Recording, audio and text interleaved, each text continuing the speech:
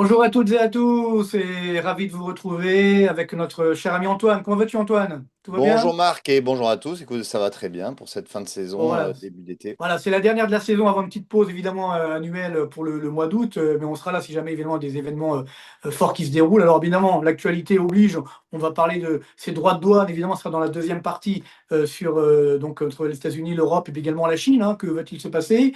Mais auparavant, on parlera de la dette publique et des déficits publics français. On a eu les chiffres harmonisés de la zone euro. Malheureusement, c'est encore une catastrophe pour la France, on verra ça dans le détail.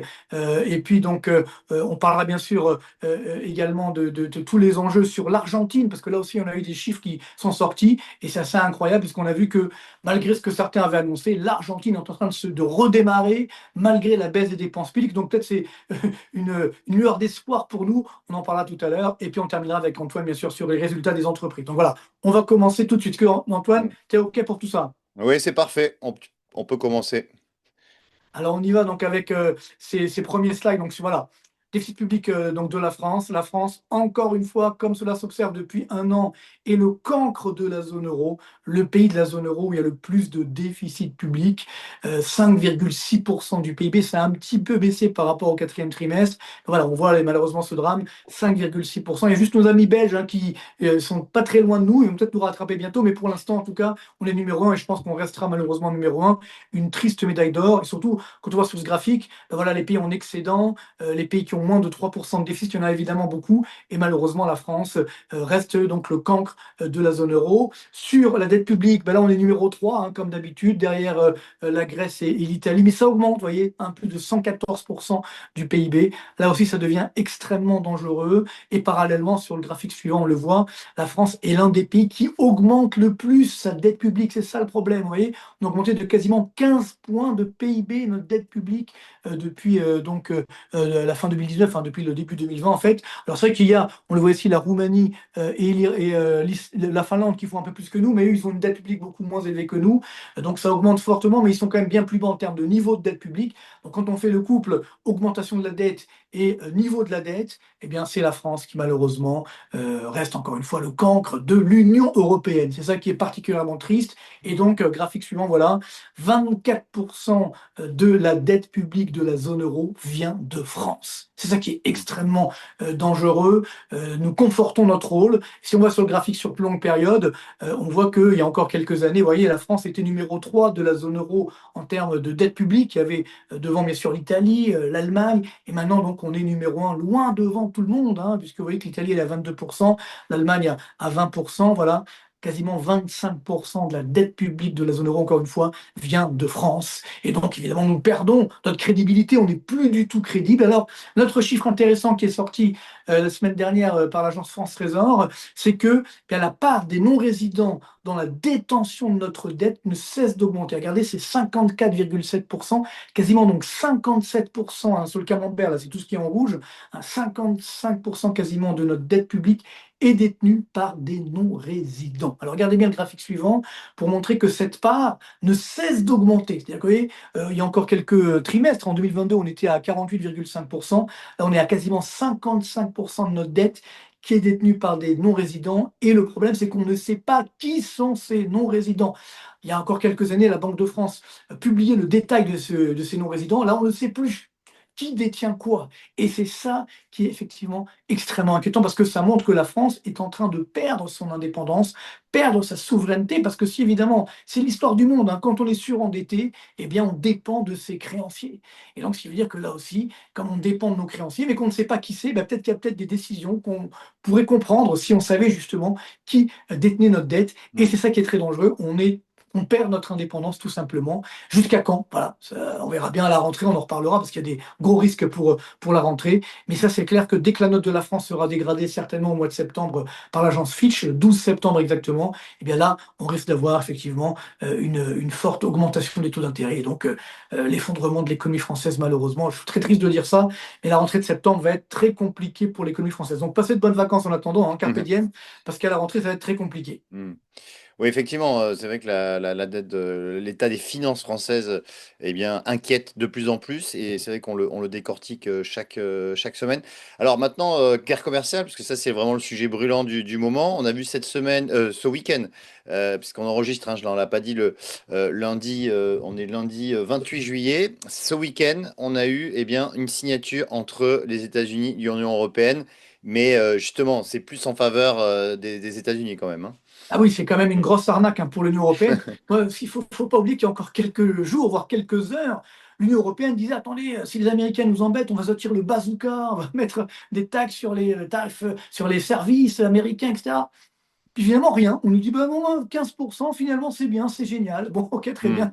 Et là, on voit bien la stratégie de Trump, hein. Il a fait ça avec tout le monde. D'abord, il avait dit, bon, je vais vous mettre 30% de droits de douane. Finalement, il baisse à 15%. Et nous, on présente ça comme un succès. Bah, évidemment, non, ce n'est pas un succès, c'est une grande claque. Il faut être Hmm. très honnête pour nos exportateurs, évidemment. Alors, ce qui est fou, c'est que, là, au moment où nous parlons, il y a quelques minutes, là, les dirigeants français ont dit, oh là là, non, mais c'est pas bien. Mais M. Bayrou a dit, c'est une soumission de l'Europe aux États-Unis. Ok, mais la France est dans l'Union européenne, donc nous avons notre mot à dire normalement. Donc là, a priori, on n'a pas participé à la négociation. Donc ça fait quand même désordre, hein. Comme je le dis souvent, ce n'est pas sérieux. C'est-à-dire que globalement, on se rend bien compte que l'Europe est affaiblie par rapport aux États-Unis, et au sein de l'Europe, eh bien, évidemment, la France également est affaiblie, puisque sa voix ne porte plus du tout. On n'est plus du tout crédible. Et là, évidemment, on revient sur le graphique de tout à l'heure. Comme la France est le cancre de l'Europe d'un point de vue des finances publiques, ben, évidemment, à ce moment-là, on n'a plus de mot à dire, entre guillemets, et donc, Hmm. ce sont essentiellement les Allemands qui décident, et puis nous, derrière, ben, on suit, j'ai envie de dire maintenant, mais si on voit, regarde au niveau global, c'est quoi sur ce premier slide, il faut bien comprendre que l'augmentation des droits de douane, ça génère un ralentissement, effectivement, du commerce mondial, donc un ralentissement de la croissance mondiale, donc également des tensions inflationnistes au niveau mondial. Certainement, mais ça, on n'est pas sûr, on verra tout à l'heure pourquoi. Mais surtout, on va sur le graphique suivant, nous avons évidemment un ralentissement de la croissance mondiale qui a déjà commencé. Vous voyez, on est à peu près sur 2,5% de croissance mondiale. Donc, c'est pas dramatique, mais c'est pas non plus la croissance forte. Et ce qui est fou, c'est qu'on connaît déjà les gagnants de cette guerre commerciale. Ce sont les Chinois. Regardez ces chiffres qui ont été publiés la semaine dernière. On est à 1142,7 milliards de dollars d'excédent de la balance commerciale chinoise. C'est du jamais vu, c'est un record historique. Donc, vous voyez que malgré les droits de douane, ben, les Chinois continuent d'exporter. Alors peut-être qu'ils exportent moins vers les États-Unis, mais davantage vers le reste du monde, et notamment en Europe, où nous, évidemment, nous nous laissons faire, on ne fait rien. Et donc, c'est ça qui est fou. Pour l'instant, c'est la Chine, la grande gagnante de cette guerre commerciale. Si on regarde, on va sur le graphique suivant, qui dit excédent commercial dit augmentation des réserves de change. Vous voyez ces chiffres, on est à 3 317 milliards de dollars de réserves de change. Alors, c'est pas encore historique, mais voyez, on est sur des plus hauts depuis septembre 2015. Donc, ça reste des niveaux extrêmement élevés. Et les Chinois qui maintiennent justement, graphique suivant, regardez, un yuan sous-évalué, justement. On est à 7,2 yuan pour un dollar. Donc là, le dollar a baissé vis-à-vis de beaucoup de devises, mais pas vis-à-vis justement du yuan. Les Chinois font tout justement pour garder, voire gagner même des parts de marché en maintenant un yuan sous-évalué. Je rappelle que le niveau normal du yuan, c'est 3,50 yuan pour un dollar. Là, on est à 7,20. Donc évidemment, on a une devise chinoise sous-évaluée, ce qui permet justement de porter les excédents commerciaux chinois. Et donc voilà, malheureusement, les Américains vont s'en sortir, les Chinois vont s'en sortir, mais dans cette guerre commerciale, comme d'habitude, les Européens et notamment les Français, nous serons les dindons de la farce. Je rappelle un chiffre très simple pour conclure sur cette partie. Le déficit commercial entre la France et la Chine, c'est quasiment 50 milliards d'euros sur les 12 derniers mois. Donc voilà encore pour vous montrer que malheureusement, comme on ne fait rien, ben, les Chinois en profitent. Et donc nous devenons malheureusement, encore une fois, les dindons de la farce de cette guerre commerciale. Oui, oui, en effet, ouais, ce sont des chiffres assez impressionnants qui ne cessent d'augmenter donc de mois en mois, donc c'est vraiment impressionnant. Alors maintenant, on va continuer, pardon, avec eh bien l'Argentine. C'est vrai qu'on en Oui, parle peu voilà, de l'Argentine, hein, mais c'est quand même assez impressionnant le redressement de ce pays. c'est vrai que c'est complètement fou, parce que moi je me souviens quand M. Milei a été élu, il y avait eu un manifeste d'économistes, une centaine d'économistes dans le monde, notamment des Français, bon on va pas donner de nom pour être gentil, mais bon, qui avaient dit, ça c'est les économistes de salon, vous voyez, qui disent oui, il faut augmenter la dette, il faut augmenter les impôts, voilà, bon, il faut augmenter les dépenses publiques, bon, ils disent n'importe quoi évidemment, mais bon, on les écoute malheureusement, et donc ces économistes avaient dit, ah ben, quand Milei va arriver au pouvoir, ça va être une catastrophe, ça va être un drame social, l'effondrement économique, oui, et regardez les chiffres du FMI, hein, ce ne sont pas mes chiffres, ce sont les chiffres du FMI. Regardez une croissance très forte, 7,6% en 2025. L'inflation est passée de 220 à 20%, 220% à 20%. C'est encore 20%, mais ça a quand même pas mal baissé. Hmm. Et même le taux de pauvreté a baissé au plus bas depuis 7 ans. Même l'UNICEF a remercié le gouvernement argentin pour avoir sorti 1,7 million d'enfants du niveau de pauvreté. Donc, les commandes d'automobiles flambent, l'investissement des entreprises également flambe. Donc voilà, bravo, j'ai envie de dire à nos amis argentins. Et dans le même temps, ce qui est intéressant, ils ont réussi, on va sur les slides suivants, à on va dire, améliorer, assainir les finances publiques. Regardez bien, c'est incroyable.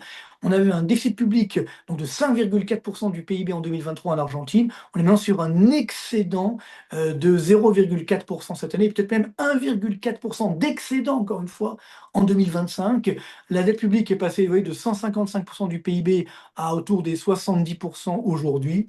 Voilà. Pendant que nous, les Français, on augmente ces ratios dramatiques et on fait croire aux Français que si jamais on baisse le déficit, on va générer une récession. Bien non. Et l'Argentine nous prouve qu'on peut réduire le déficit tout en générant de la croissance. Regardez le poids des dépenses publiques entre la France et l'Argentine. C'est pitoyable pour nous, évidemment, 57% en France, 31% en Argentine. Regardez la dette publique au graphique suivant. Après, je vais m'arrêter là, mais c'est Ah, assez incroyable. Ah non, tu m'as pas ah eu le non, graphique suivant? pardon, non, Bon, c'est pas il n'y a grave. pas. Qu'est-ce qu'on a par la suite? Non, c'était des slides. Mais enfin, Oui.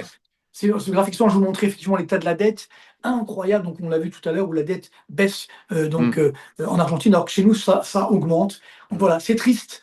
J'ai envie de dire, je faisais justement une vidéo la semaine dernière où je disais que la France devient pire que la Grèce de 2010, peut-être que même que l'Argentine.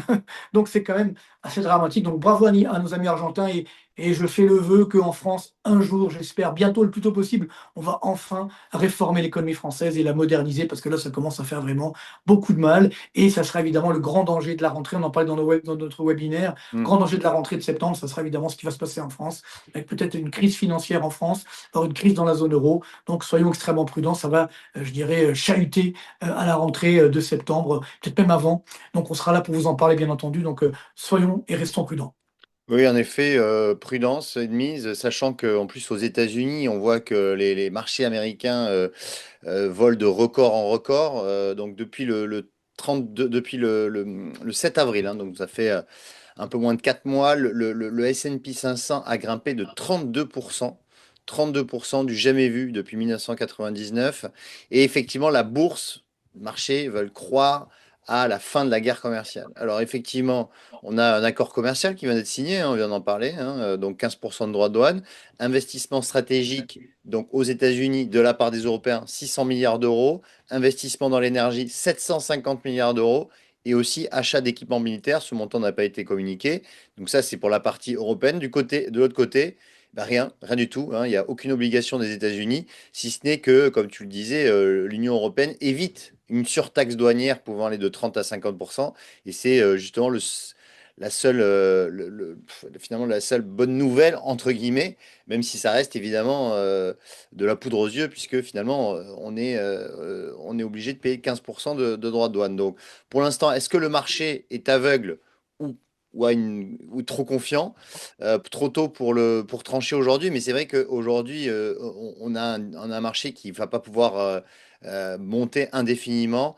Et souvent, attention, parce que le mois d'août, c'est souvent un mois baissier sur le marché. Alors, maintenant, eh bien, on rentre dans le vif du sujet avec le démarrage des résultats d'entreprise. Donc, pour l'instant, on a 34% des sociétés du S&P 500 qui ont publié. 80% ont dépassé les attentes en termes de chiffre d'affaires, mais c'est tout ce qui se passe en général, hein, puisqu'on a des attentes qui sont souvent sous-évaluées. Alors, en revanche, les croissances des bénéfices, c'est 6,4%. C'est le taux de croissance le plus faible depuis le premier trimestre 2024, hein, puisque c'était 5,4 au premier trimestre 2024. Donc attention, les croissances des bénéfices ralentit et la valorisation est toujours au plus haut, puisqu'on est à 22,4, hein, le ratio PE, un court bénéfice, 22,4, sachant que la moyenne sur les 5 dernières années, c'est 19,9 et sur 10 ans, c'est 18,4. Donc on est quasiment 4 points au-dessus de la moyenne historique des 10 dernières années. Donc on voit que les marchés américains sont très chers actuellement. Entreprises qui ont rassuré Google, les bancaires, JP Morgan, Goldman Sachs, et de l'autre côté, les entreprises qui ont déçu, Tesla, évidemment, on le sait tous, hein, les chutes de Tesla, des ventes de Tesla, Intel et Texas Instruments. Alors, en Europe, maintenant, eh bien, on a les premières traces, hein, des droits d'âne réciproques. notamment sur l'automobile et l'acier. Stellantis a annoncé une perte semestrielle, hein, une perte de 2,3 milliards d'euros. Donc ça, c'est vraiment le secteur automobile qui est le plus impacté par les droits de douane. Alors effectivement, il y a eu des bonnes publications aussi, hein, comme Carrefour, BNP, hein, le secteur bancaire vraiment très bon, et Thales aussi, l'armement. Du côté des entreprises qui ont déçu, Stellantis, Michelin, ST Microelectronics aussi, hein, qui a perdu 18% la semaine dernière, et Dassault Systèmes aussi, qui est impacté par les droits de douane. Maintenant, je vous ai mis, alors ça c'est juste un graphique qui vous explique qu'en fait, qu'aujourd'hui, ce sont les particuliers qui achètent des actions et ce sont les institutionnels qui sont en train de les vendre. Donc en fait, vous voyez ce que j'ai entouré en rouge, c'est-à-dire que les institutionnels ont vendu pour 2,4 milliards de dollars d'actions et d'ETF sur les 4 dernières semaines. Donc on voit que ce sont les institutionnels qui vendent actuellement là, qui vendent les marchés. En revanche, ce sont le retail, donc c'est les particuliers et certains hedge funds qui ont acheté pour 1,2 milliard et 400 millions de dollars. Donc les particuliers sont acheteurs nets depuis 30 semaines sur les 32 dernières. Donc on voit que c'est les particuliers en fait, qui font le marché actuellement, qui achètent les actions, mais les investisseurs institutionnels qui, eux, vendent depuis maintenant un mois les actions. Donc attention, quand les institutionnels commencent à vendre, c'est que il pourrait y avoir péril dans la demeure. Et je vous ai terminé par effectivement des cryptos parce que ce qui est intéressant, c'est l'Ethereum, l'Ether en fait, qui a des flux nets entrants. Donc, on a eu 533 millions de dollars de flux nets sur les ETF Ethereum. Et donc, c'est le 13e flux quotidien consécutif. Donc, on voit que maintenant, on a donc le Bitcoin qui est un petit peu délaissé sur les ETF et l'Ethereum qui, lui, progresse. Donc, on a un appétit historique pour l'Ether. Et donc, on a vu l'explosion du cours de l'Ether hein, qui est passé de 2000 dollars à 3009 en l'espace de un mois. Voilà, c'est tout de mon Ouais, côté. ouais. Donc c'est beaucoup de volatilité en prime, hein. C'est Mm. vrai qu'il faut être extrêmement prudent. Je raconte souvent l'anecdote, ce qui m'était arrivé effectivement donc en 2000 quand il y avait la bulle Internet, mais bon ça s'est également vérifié en 2007-2008 avec la bulle des subprimes. C'est que quand effectivement on commence à faire des interviews justement pour la presse, on va dire grand public, qui vous dit voilà ben, pourquoi la bourse monte, il faut en acheter, etc. Généralement donc c'est les particuliers qui arrivent et généralement ils arrivent à la Ouais, fin. Donc c'est ça. c'est pas bon signe ce que t'as bien fait de le dire Mm. effectivement, parce que ça veut dire qu'il y aura certainement, et je pense que la crise va venir notamment effectivement de France en septembre, parce que on va se dire, comme tu l'as bien dit, les arbres ne montent pas au ciel, Mm. et effectivement, tous ces mouvements en centaines de milliards de dollars, donc sur les crypto-monnaies, c'est aussi beaucoup, Mm. voilà, Houston, on a un problème, c'est-à-dire que ça devient complètement non maîtrisable.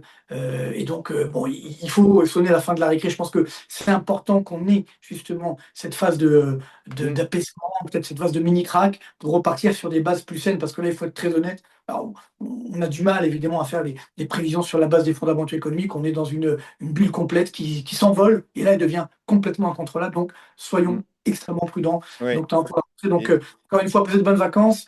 mm. Carpe diem, parce que bon, la rentrée va être, va être chaude a Mm. priori. Oui, oui, c'est sûr. Non, mais c'est sûr qu'en plus, historiquement, le mois d'août est un mois négatif. Donc, attention, si voilà, on veut pas donner de conseils en investissement, évidemment, ce n'est pas un conseil en investissement, mais peut-être prendre une prise de bénéfice sur certains actifs. Si vous avez fait de grosses performances, c'est peut-être là peut-être le moment de prendre un peu des bénéfices. Mais voilà, après, on sait pas évidemment de ce que demain sera fait, mais effectivement, on est sur des niveaux de marché qui sont très élevés, comme tu le disais. Donc, attention. Voilà, merci de nous avoir suivis pendant toute Merci cette à vous toutes saison. et vous tous. Vous êtes Voilà, formidables, faites hein, une petite continuez comme pause au mois ça. d'août quand même. Voilà, Et voilà. puis on se retrouve en pleine forme pour la rentrée. Marc, je te Grand souhaite de bonnes plaisir. vacances Et Antoine, toi aussi, bonnes vacances. Et et on voilà, vous dit bon, on va garder quand même le à... cap. On sera là. Voilà.